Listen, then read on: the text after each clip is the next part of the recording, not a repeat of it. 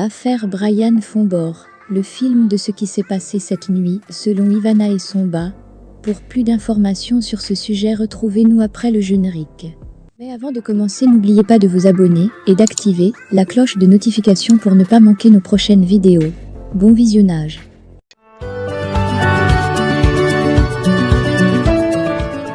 Ivana et Somba. Dans l'affaire Fombord, deux versions des faits s'affrontent devant la justice. Celle de certains proches de l'homme assassiné et celle de Ivana et Somba, la copine du jet-setteur, qui a rendez-vous avec la justice le 29 septembre prochain. Le journal confidentiel dans les kiosques, ce lundi 26 septembre 2022, partage la version des faits de Ivana et Somba.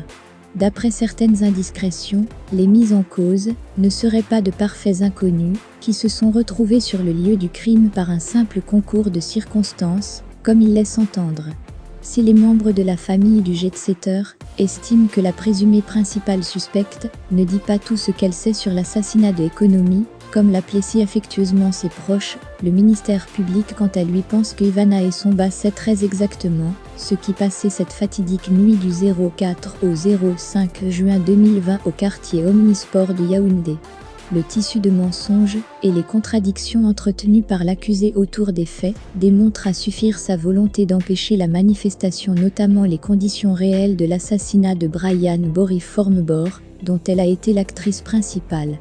Elle a bel et bien pris une part active à la réalisation du crime déploré, souligne-t-il. L'on se souvient d'ailleurs qu'au moment des faits, Ivana et Somba, dans un direct Facebook enregistré au lendemain des événements, disaient que Brian Bory Fombord est arrivé chez elle aux alentours de 23h30 pour lui demander de lui prêter de l'argent. Parvenu devant son domicile, il se serait garé sur le trottoir et serait resté dans la voiture. Il aurait été rejoint quelques minutes plus tard par la jeune femme et, alors qu'ils discutaient, des individus non identifiés, descendus d'une moto, se seraient dirigés vers eux. Pris de peur, Brian Fombord aurait alors engagé une manœuvre et se serait enfui, percutant la moto dans sa course. Poursuivi par des motocyclistes qui l'accusaient d'avoir malmené leurs collègues, il sera rattrapé quelques kilomètres plus loin, extrait de force du véhicule et poignardé à plusieurs reprises. Ivana et Somba affirma d'ailleurs que nulle n'aurait été la foule qui s'est vite formée lors de cet assassinat, elle n'aurait pas eu la vie sauve. Elle s'en tirera néanmoins avec un ongle cassé et un t-shirt taché de sang. Par contre, selon le rapport de la police auquel Jeune Afrique a eu accès, leurs dépositions sont truffées d'incohérences et font apparaître que les inculpés se sont concertés et que la décision d'éliminer Brian Fombord a été prise longtemps à l'avance. Dans quel but ? Quel secret préjudiciable détenait-il au point où l'éliminer était la seule solution ?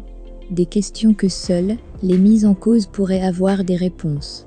D'après certaines indiscrétions, l'exploitation du listing téléphonique cette nuit contredirait la version d'Ivana et Somba. Tout en espérant que justice soit rendue à Brian Fombord au cours de l'audience de ce 29 septembre, la famille, les amis et proches du jeune jet-setteur prient pour que l'ensemble des juges de la collégialité soient tous présents lors de cette audience, de peur de voir un énième renvoi qui pourrait coïncider avec la rentrée de la Cour constitutionnelle. Affaire à suivre.